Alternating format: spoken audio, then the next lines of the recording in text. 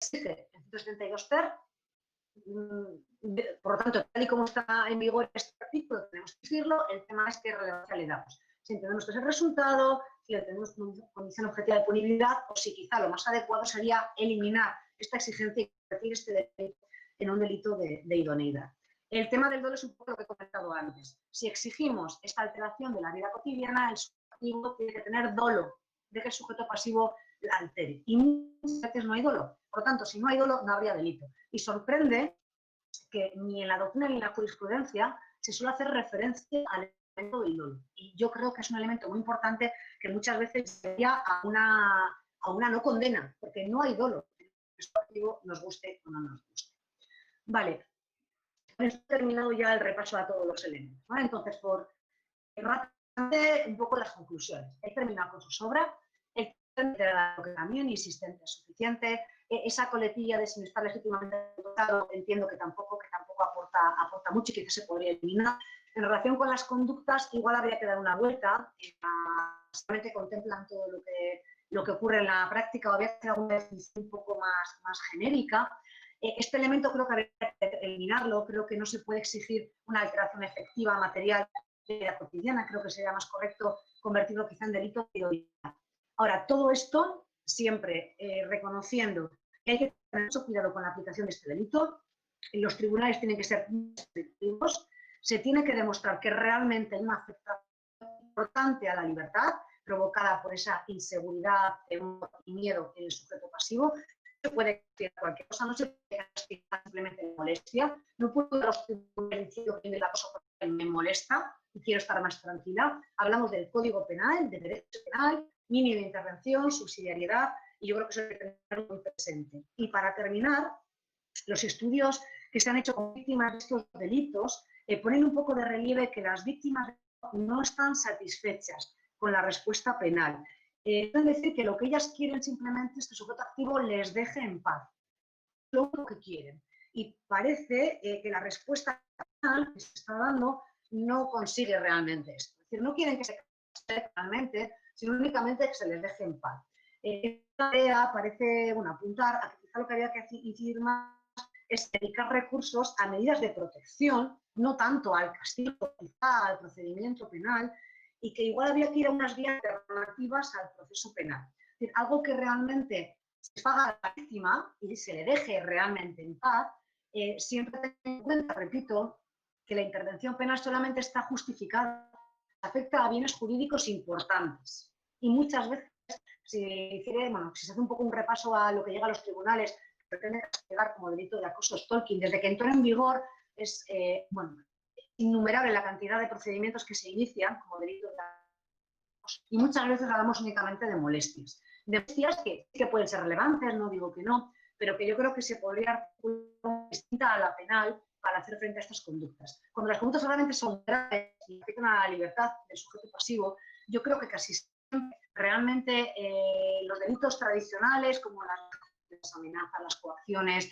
el tema del maltrato habitual, el maltrato en el ámbito doméstico, normalmente ya pueden hacer frente a las conductas. Entonces, conclusión, no sé si me atrevería a decir que este delito debe eliminarse del Código Penal, sí que de mantenerse, habría modificaciones en la redacción y mucho cuidado en la aplicación, principio de limitación, subsidiariedad y únicamente cuando realmente hay una afectación a la libertad y una afectación importante como para que sea adecuada la intervención penal. Si no, entiendo que no estaría justificada ni la creación de un delito como este y menos su aplicación en casos concretos.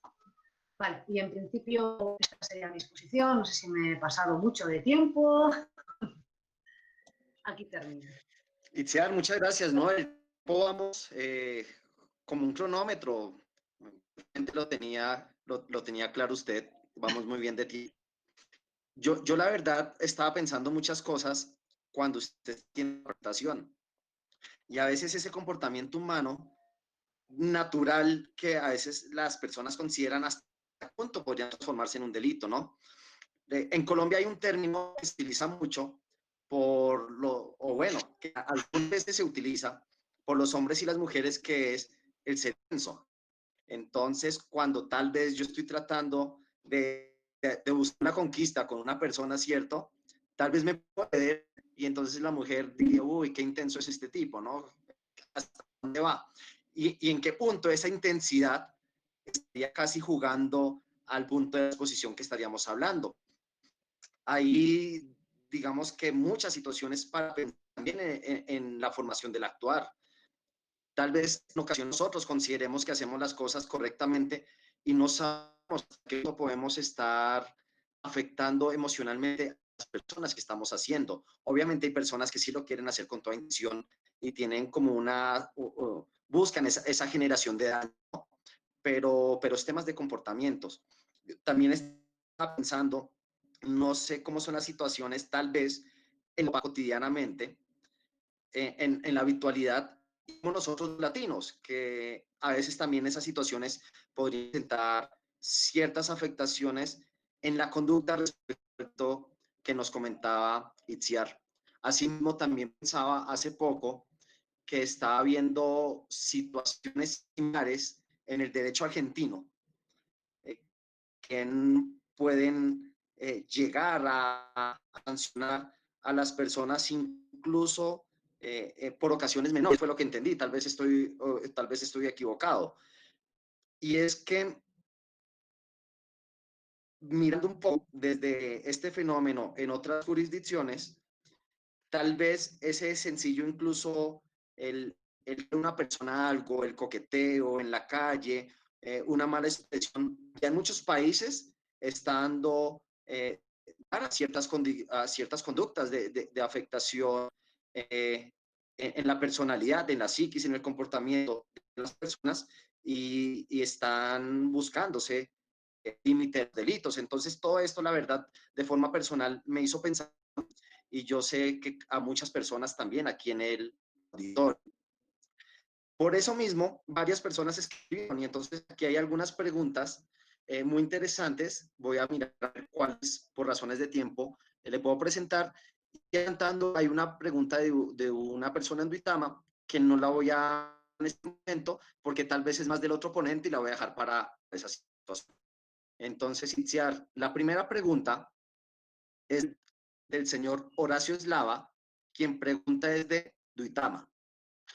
¿Cuáles son los rasgos jurídicos que nos permiten distinguir el acoso laboral o mobbing del stalking si en las figuras se genera inseguridad, daño psicológico y deterioro de la dignidad personal y quebranta la libertad? El mobbing al trabajo. Entonces la pregunta es, ¿cuáles son los rasgos jurídicos que nos permiten distinguir el acoso o mobbing del stalking si en ambas figuras era inseguridad, temor, daño psicológico y deterioro de la dignidad personal y quebranta la libertad? A ver, nosotros en principio, no sé si el Código Penal colombiano funciona igual, hay un principio básico, a ver, aquí funcionaría el principio de especialidad. Me explico. El mobbing, el acoso laboral, es un delito especial con este acoso o stalking genérico. Por lo tanto, y de hecho es más grave, siempre que se reúnan los requisitos de ese acoso laboral, se demuestre lo que exige el Código Penal para castigar, que se demuestre realmente que es en el ámbito laboral, como comentaba un poco el tema de la dignidad, etcétera, iríamos siempre al acoso laboral. Si vamos a los tribunales, ¿no? Intentamos castigar como acoso laboral y el tribunal entiende que no se dan todos los requisitos, es cuando podríamos ir a este acoso genérico. Es un tipo residual, nosotros, de recogida. Entonces, este tipo de acoso está de alguna forma puesto en vigor o está puesto en vigor para cuando no se puede aplicar otro tipo distinto. De hecho, no lo he mencionado, pero aquí hay muchos problemas que con el principio non bis in idem.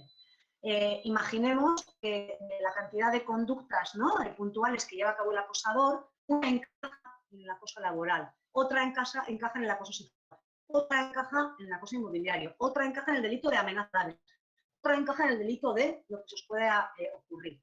Aquí lo que se plantea es que se castigaría por cada uno de esos delitos y además se podría castigar por el delito de acoso. Porque por ejemplo, hoy me acosan laboralmente. Que también, el problema es que el acoso laboral sí que exige una cierta continuidad. quizá muchos problemas de si vulnera el non bis in idem o no.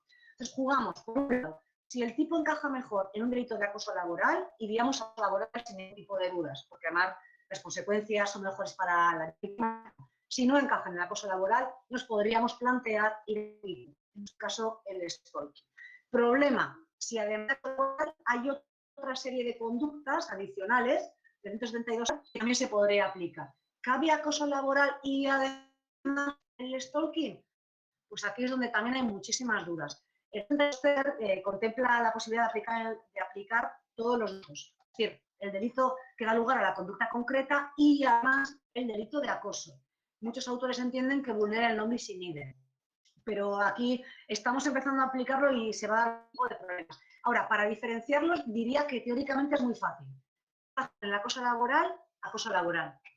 Si no encaja porque falta el requisito, que es un tipo más exigente, iríamos al delito de stalking. Sería un poco como la conclusión un poco teórica. Todo esto se debe a que el delito de stalking o acoso es un tipo residual. De hecho, por eso algunos autores critican, que entienden que realmente si el delito es importante y afecta a un bien jurídico importante, ya está recogido en el Código Penal. No nos hacía falta. Pero la diferencia teórica sería esa. Una conducta puede encajar en delito de acoso laboral y en delito de stalking. Si encaja en el acoso laboral, vamos al acoso laboral. Principio específico del Código Penal. Sería un poco la explicación. Ahora, se pueden montar con conducta que encaje en varios tipos a la vez perfectamente. Y el problema luego es el de non bis in idem. ¿Castigamos por todo? Castigamos por ese acoso laboral y como también le vigilaba y le seguía en su casa y como también le llamaba por teléfono, castigamos también por esto. Diría que sí, porque son bienes jurídicos distintos. Recordad, integridad moral, el acoso laboral, libertad, ¿no? En el bienes jurídicos distintos no se vulneran non bis in idem. Otros dirán que no, que vulneran non bis in idem. Esto lo da muchísimos problemas. Gracias, Itziar, por la respuesta. Esta pregunta, también desde Duitama, de Laura Barreto, dice, se presentan dificultades para establecer límites entre el acoso y el derecho a la libertad de prensa. Algunas personalidades, ejemplo, políticos, señalan que el seguimiento que los periodistas y medios de comunicación se constituyen acoso. En España se han presentado casos en los que se presenten conflictos entre libertad de prensa y libertad personal. ¿Qué ha dicho la jurisprudencia? Pues en concreto, en relación con supuesto el delito de acoso. Bueno, os he comentado si está legítimamente autorizado. Hay autores que incluyen aquí antes, ¿no? Pues, a los que hacen scratch y tal, y también incluyen a los entienden que los paparazzi podría ser un supuesto de acoso legítimamente autorizado si evidentemente no se extralimiten, ¿no? en su actividad. Entonces, podríamos plantear a nivel teórico un cierto acoso. Aquí el tribunal tendría que decidir, entiende que el paparazzi se ha excedido o no en su derecho a la información. Ahora, jurisprudencia en el que se aplique el delito de acoso y se entienda que como es un paparazzi, etcétera, no hay jurisprudencia del Tribunal Supremo. Se han planteado, lo que se plantea aquí es cuando colisiona derecho a la intimidad con el derecho a la información, y eso va por la vía del Tribunal Constitucional, pero suele ser derecho a la intimidad. En concreto, delito de acoso y paparazzis, por decirlo de alguna manera, el Tribunal Supremo no ha resuelto relación con esto. Suelen ser otro tipo de delitos más importantes, de alguna forma, o más graves que el tema del delito de acoso. No digo que no va a haber al Tribunal Supremo igual dentro de 4 días. Aquí yo entiendo que será como lo que se hace es valorar qué tipo de gravedad hay en el supuesto de acoso, cómo se ha afectado a la libertad, repito, es el bien jurídico protegido, el ataque a la libertad del sujeto pasivo y si realmente el derecho a la información se entiende que está justificado. Esto es el constitucional al final que siempre resuelve, con cambios jurídicos fundamentales y suele llegar siempre al Tribunal Constitucional. Pero es mucho de valoración, son tipos demasiado de valoración. Muy complicado para los jueces tribunales poder ver esto. Muchas gracias. Hay 2 preguntas adicionales. Una viene desde Bogotá. Claudia Benavides en Bogotá pregunta, ¿qué pruebas serán idóneas en España para probar este delito? No hay pruebas concretas, lo mismo que cualquier tipo de proceso. Por ejemplo, lo más claro, el tema es la víctima tendrá que hacer las pruebas que pueda. En el móvil que quede registro, por ejemplo, de llamadas. En el que os he comentado antes, por ejemplo, pues la víctima presentó llamadas del mismo número de teléfono que pertenecía a la computadora en un plazo de 1 hora, por ejemplo. Claro, hay que demostrar que a las 5 de la tarde está siempre esperándome cuando salgo del trabajo. Hay que haber testigos que lo digan. O como siempre, si hablamos de que el jugador dice una cosa y la presunta víctima dice otra, o el presunto acosador tendrá que valorar a quién le da más credibilidad. Es decir, las pruebas, lo de siempre, si tenemos pruebas objetivas, ¿no? Correos electrónicos, llamadas de teléfono, WhatsApp, testigos que digan que efectivamente, ¿no? Siempre está a las 5, es más fácil. Si no hay pruebas claras objetivas, tenemos que dar indicios. En caso de que solamente contemos con lo que de uno y lo que el otro, pues como muchas veces en delitos contra la libertad sexual, ¿no? El juez tiene que valorar a quién le da más credibilidad. Como siempre, recordar que cuando en caso de duda a favor yo también hay que mantener la presunción de inocencia y la prueba, pues la de cualquier otro tipo de delito. Es decir, como se lo ponga más fácil al juez, más fácil puede ser una condena. Pero nada específico, quiero decir que es lo general.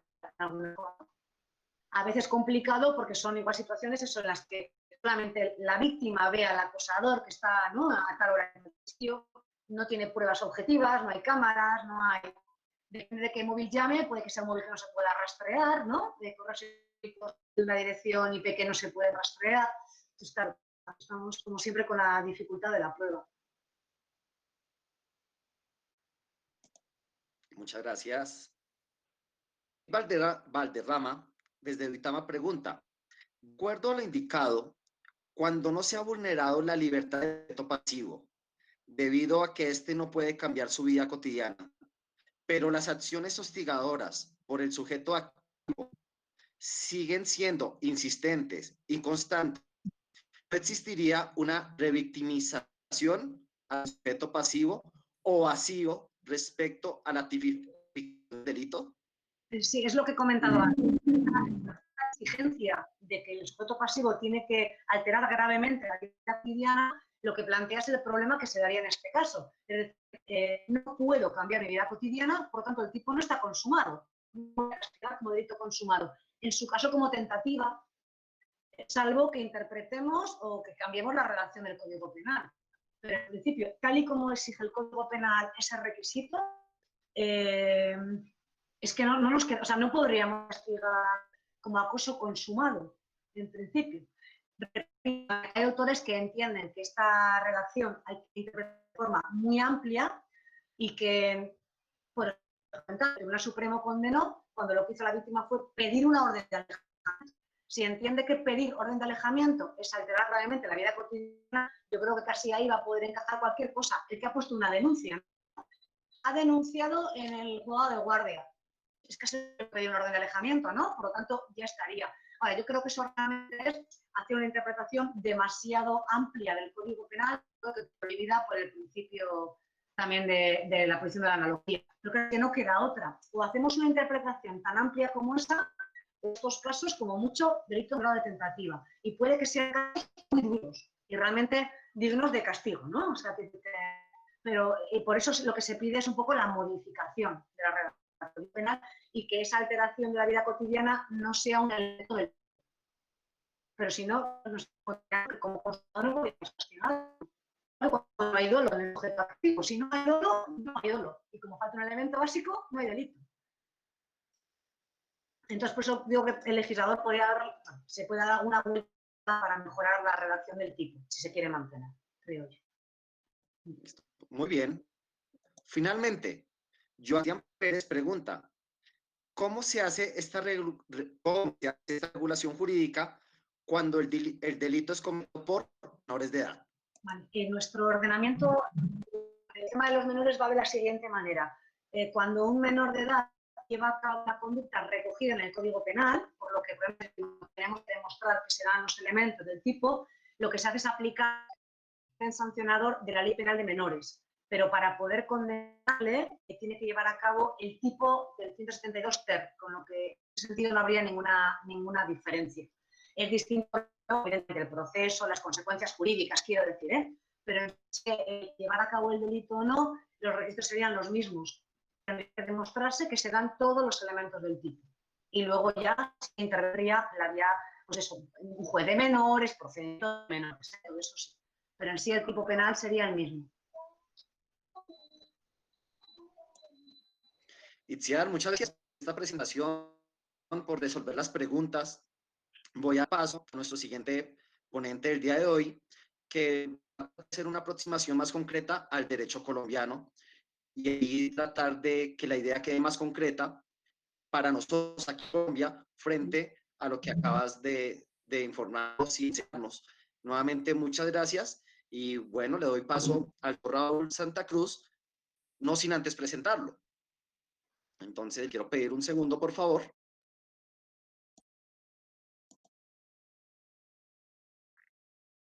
Ya. El doctor Raúl Santa Cruz López es abogado egresado de la Universidad Nacional de Colombia, especialista en jurídico penales, con estudio de maestría en Derecho Penal, Ciencias Criminológicas y Criminalísticas, diploma de estudios avanzados en Filosofía de Derecho y doctorado en Derechos Humanos y Libertades Fundamentales de la Universidad de Zaragoza. En la actualidad es juez penal del circuito con función de conocimiento de Bogotá, docente investigador de la Universidad Antonio Nariño y director del Grupo Interdisciplinario Justicia. Ha actuado como autor del equipo de la Facultad de Derecho en algunos concursos de oratoria procesal y derechos humanos nacionales e internacionales. También como juez en el concurso interamericano de derechos humanos. Fue integrante de la red de formadores en derechos humanos nacional humanitario de la Oficina del Alto Comisionado de Naciones Unidas para los Derechos Humanos y de la Escuela de Estudios de Investigaciones Criminales y de Ciencias Forenses de la Fiscalía General de la Nación. Conferencista invitado en congresos celebrados en Colombia, Cuba, Estados Unidos, Argentina, México y Turquía. Autor de diversos artículos científicos publicados en revistas indexadas. Doctor Raúl, muchas gracias por acompañarnos. Auditorio todo suyo. Al igual que en la presentación de la doctora Itziar, si los participantes tienen preguntas, la podemos hacer en el chat y al final se las compartiremos al doctor Raúl. Muchas gracias, doctor Raúl. Para que continúe usted. Muchas gracias, señor decano, profesor Fabián León.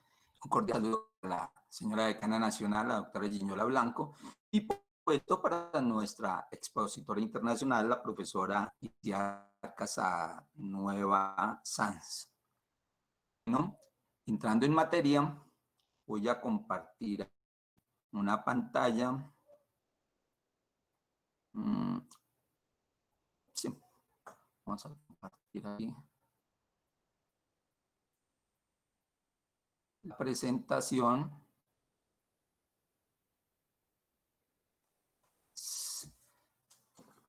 Me refiero al delito de hostigamiento en Colombia partiendo de una base primordial, que es una aproximación, como bien indicó el profesor Fabián, a la legislación colombiana. En Colombia no existe definitivamente el delito de stalking, ese delito de acoso al que se refiere el artículo 172R del Código Penal de 2015 de España. Pues estoy mal, 1995, bueno, lo solucionaremos luego. No existe en Colombia. Una aproximación nos indicaría que debemos analizar el contexto. Colombia no hace parte del Consejo de Europa, por lo tanto no suscribió el Convenio de Estambul de 2014, que entre otras cosas pues no está dirigido tanto al acoso, sino a garantizar el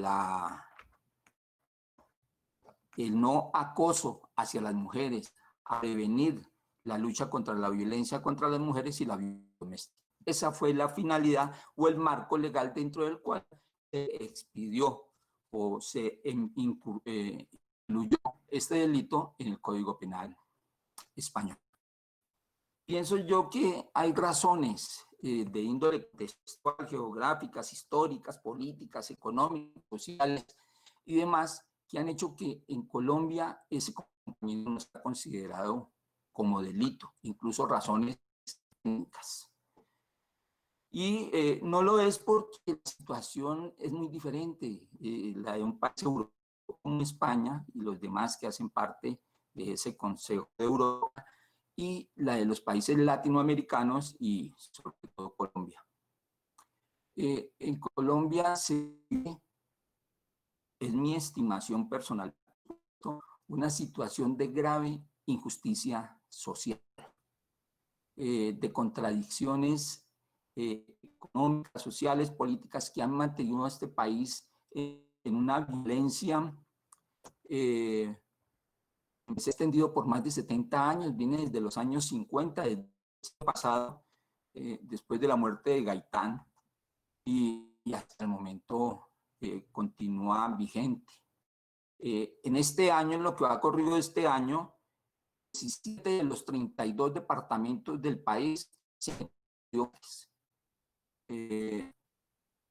han 51 masacres, y son delitos supremamente graves que demandan toda la atención de la judicatura, de la fiscalía, en fin, de los organismos encargados de investigar y procurar la sanción para estos delitos. Asimismo, la situación de injusticia social, las contradicciones a nivel social, hacen que se cometan muchos delitos de mayor entidad que podría tener este stalking y que mantienen las cárceles llenas. Hay varias, por lo menos 4 sentencias de la Corte Constitucional en donde se declara una situación de emergencia, de grave contradicción a nivel constitucional en las cárceles del país. Las cárceles tienen el doble de la población. Hay 125.000 personas privadas de la libertad por todos los delitos que se quiera, y entonces un delito más como este de stalking pues resulta un poco, sobre todo porque me parece, opinión personal, me parece que esto es innecesario. Porque la situación es equívoca, porque como se ve o se aprecia en la redacción del artículo 172 ter del Código Español, pues no debería estar integrado al Código Penal. Vamos a ver algunos comportamientos que tienen cierta relación, comportamientos punibles en la legislación colombiana que pueden tener cierta relación con el y que de pronto podrían dar lugar a que se encajen en ellos algunas de las previsiones contenidas en la descripción típica de esa norma española. El Código Penal colombiano en el artículo 182 contempla el delito de constreñimiento ilegal. Es conducta alternativa que ofrece formas de acción. Se trata de constreñir a otro a hacer, a tolerar u omitir alguna cosa. De pronto esa situación de tolerar encajaría en una posibilidad de stalking. Tolere que la vigile, que la siga, que quiera acercarse a ella, como lo el numeral primero del 172 de la norma extranjera, o que de pronto a través de terceras personas quiera acercarse. Podría, de todas maneras, se podría hablar ahí de un constreñimiento ilegal que abarcaría entonces esa actividad. Cuando ese constreñimiento va dirigido, se busca un delito, que se realice un delito, otro comportamiento punible previsto es de constreñimiento y es de tipo subsidiario, es decir, justamente se aplica por defecto. Cuando no encaja, en otro tipo penal de mayor pena, siempre que ésta no constituya delito sancionado con pena mayor. A veces subrayado aquí porque alguna vez debió ser materia de estudio de constitucionalidad y el alto tribunal consideró que no se presentaba la colisión con la carta, con la norma de normas. Hostigamiento. Podría ser un hostigamiento. Sin embargo, este es un delito que atenta, que se considera como un acto de discriminación, un acto de discriminación atentatorio de la libertad, no, la libertad de la vida y la integridad personal. Así está en el Código Penal, artículo 134b. Tiene un ingrediente normativo que es cualquier posibilidad relacionada con el stalking, y es que debe estar orientado a causarle daño físico o moral. O podría ser lo del daño moral, idéntico como dolo al que se refería la profesora Iciar. Sí, evidentemente debe estar dirigido a la persona, porque lo de lo contrario no constituiría delito estructural, ella dijo, un elemento básico del penal. Dice, el que promueva o instigue actos, conductas o comportamientos, esto de constitutivos de hostigamiento fue eliminado por la Corte Constitucional de inexequible a una aclaración para la profesora Iciar. En Colombia nosotros utilizamos la expresión inexequibilidad para referirnos a la inconstitucionalidad. Entonces aquí dice aparte tachado de inexequibilidad, parte tachado de inconstitucional. Orientados a causarle daño físico o moral a una persona, grupo de personas, comunidad o pueblo por razón de su raza, etnia, religión, nacionalidad, en fin, lo que aparece ahí. O sea, que la conducta constituya delito sancionable con pena mayor, se encuentra en el último renglón, tipo subsidiario, siempre y cuando no constituya otro delito. Se aplica, como les decía, por defecto. Esta norma pues tiene una serie, hay un parágrafo que es que hay que entender por discapacidad, ingrediente normativo, es una definición legal, hay unas circunstancias de punitiva, unas circunstancias de atenuación punitiva, y encontramos otro delito que bien podría en cierto parecido con el de acoso, al que se refirió la profesora. Es acoso sexual. Este es un delito que atenta contra la integridad y la formación sexual. El que en beneficio suyo o de un tercero y valiéndose de su superioridad manifiesta o relaciones de autoridad o de poder, edad, sexo, posición laboral, social, familiar, económica, acose, persiga, hostigue o asedie físicamente con fines sexuales no consentidos. Resalté también aquí en amarillo porque es un ingrediente subjetivo del tipo que no puede ser eliminado, debe ser probado. Si no se demuestra frente a la conducta sometida a valoración que el activo actuó con ese propósito de alcanzar satisfacciones sexuales no consentidas, si no se demuestra esto, pues simplemente la conducta es atípica. No existe esa exigencia en el tipo penal español. Aquí es necesario que se demuestre, que aparezca aprobada, porque ya le dije, no encajaría, sería ajena a la legislación. En últimas, esas son las tres normas que encontramos un tanto parecidas en la legislación colombiana.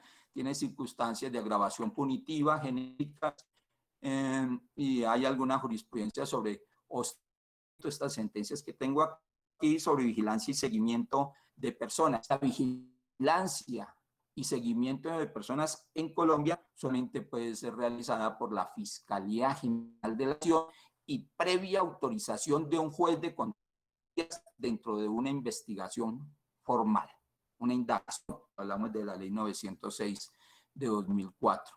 Las demás personas no están autorizadas. La Constitución política colombiana protege la intimidad de personas en el artículo 15. Bueno, ¿qué ocurre en Colombia frente a conductas como la que ha sido materia de análisis por la profesora en el artículo 172 ter del Código Penal Español?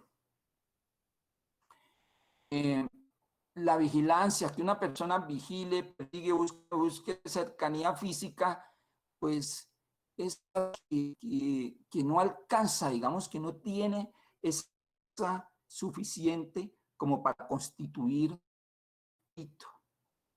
En Colombia sería una contravención política, sería una conducta atentatoria de la sociedad y la convivencia ciudadana, que encajaría en esta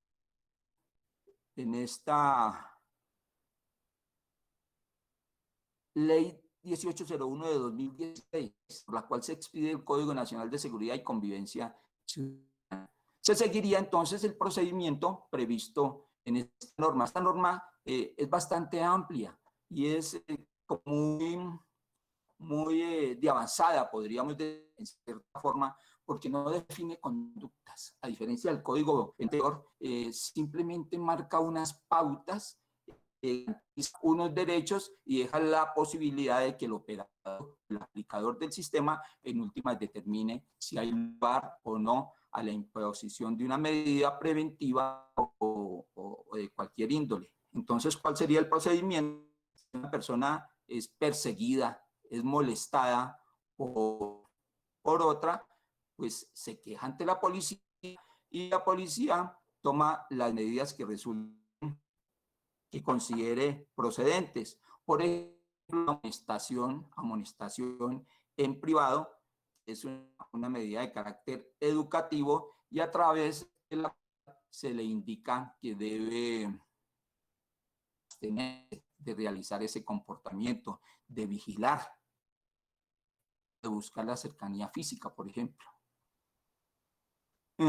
o de establecer o intentar estar en contacto con ella a través de cualquier medio de comunicación o por medio de personas. Este segundo, pues, alguien hizo una pregunta que me hizo recordar una novela que está pasando por televisión de Diomedes Díaz, y ustedes al pobre Diomedes Díaz quejándose, ¿sí?, por el acoso de todas sus fans, un individuo de 30 mujeres, más como 50 hijos, y entonces aunque lo persiguen y quieren establecer con él contacto a través de una comunicación o terceras personas. Claro que exagero porque es importante tener en cuenta este ingrediente normativo del tipo que altere gravemente el desarrollo de su vida. Hay que demostrar esto. En cierto, identifica el dolo, como bien lo precisó la profesora. Pero es muy difícil que el sujeto activo de esta conducta lo haga con esa finalidad de alterar el desarrollo de la vida cotidiana. También lo comentó ella. Normalmente esa vigilancia, esa persecución o esa búsqueda de cercanía física tiene otro propósito. De pronto, carácter sentimental, de admiración, que de ninguna manera buscan dañar a la otra persona, que sí son intensos, lo dijo el profesor, pero que en últimas no, a menos no falta el desquiciado, pero sería un inimputable y entonces no habría, bueno, habría sí, no habría responsabilidad penal, sino el lugar de una medida de seguridad, ¿no? Es como establecer contacto con ella a través de cualquier medio de comunicación, mediante el uso indebido de sus datos personales adquiera productividad, contrate servicios o haga que terceras personas se pongan en contacto con ella. Esto también es un comportamiento equívoco. No está inequívocamente dirigido a alterar gravemente el desarrollo de la vida cotidiana de una persona y es de muy difícil prueba. Y el cuarto, atentar contra la libertad sería otro delito, contra su patrimonio sería otro delito, serían activas, atente, contra la libertad o patrimonio de una persona próxima a ella. Este numeral tercero nos indica, a diferencia de lo que ocurre en Colombia, que sería un comportamiento entonces concurrente. Si a través de acoso perjudica el patrimonio económico, entonces fácilmente podría haber un concurso entre acoso y hurto, estafa, cualquiera de estas formas atentatorias del patrimonio.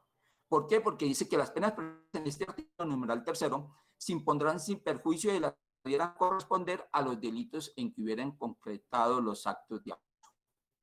Entonces se realiza el delito, concurre con este. A mí me parece que eso también sería un poquito discutible porque más bien estaríamos frente a un delito complejo y subsumiría el delito de mayor gravedad de acoso. Pero bueno, es la intención del legislador español. Sí debe ser materia de muchas modificaciones. Ahora, hay algo muy importante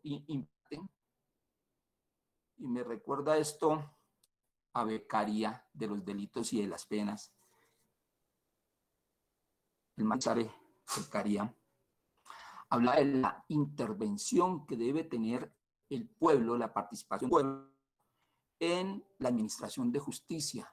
Y en últimas, algo que en la práctica y en un sistema, pero sí en otros países, sobre todo los el sistema, el procedimiento anglosajón, la máxima expresión, la intervención del jurado de conciencia, es el pueblo, dice el aforismo latino, la voz de Dios, las leyes deben atender a los requerimientos del pueblo. ¿Y qué dicen las víctimas? Ellas no están de acuerdo con este tipo de 172 ter.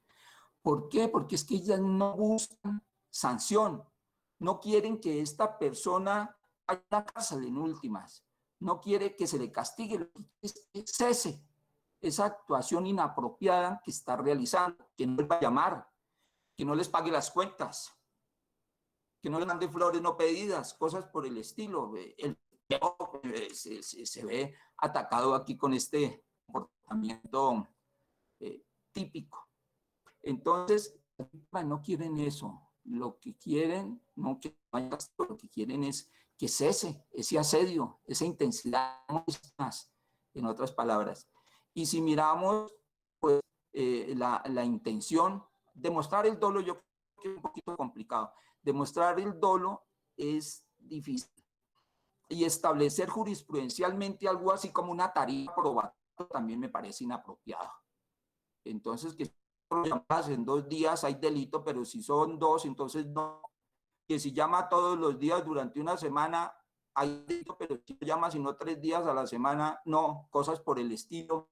Pues más bien como parte de una tarifa legal probatoria que no está proscrita. Aquí la sana crítica, la valoración, una valoración por el aplicador del sistema es gravemente, si se altera el desarrollo de la vida cotidiana. Pero esto es bastante subjetivo. ¿Qué es lo muy grave? ¿Qué es lo menos grave? ¿Cuáles son los límites? ¿Cómo se establece? Es la situación particular, es la valoración que debe ser el aplicador de la norma. En definitiva, a mí me parece que este tipo penal no debe, estoy seguro de que no será incluido en Colombia, a menos que haya unas variaciones sustanciales que den lugar a la configuración de otro tipo penal. Pero la idea, les decía inicialmente, el Estado no puede ser tan intervencionista como para regular en estas actividades que son más bien de otra índole. Nunca, muy rara vez, pienso yo, estarán dirigidas a realmente el desarrollo de la vida cotidiana de una persona. Esta otra, nadie realiza estas conductas por alterar su vida cotidiana. ¿Es posible? ¿No es posible? Bueno, se da, tenemos todo tipo de personas en nuestras sociedades, pero serán casos muy pocos, muy especiales, en donde logre realizar el comportamiento punible.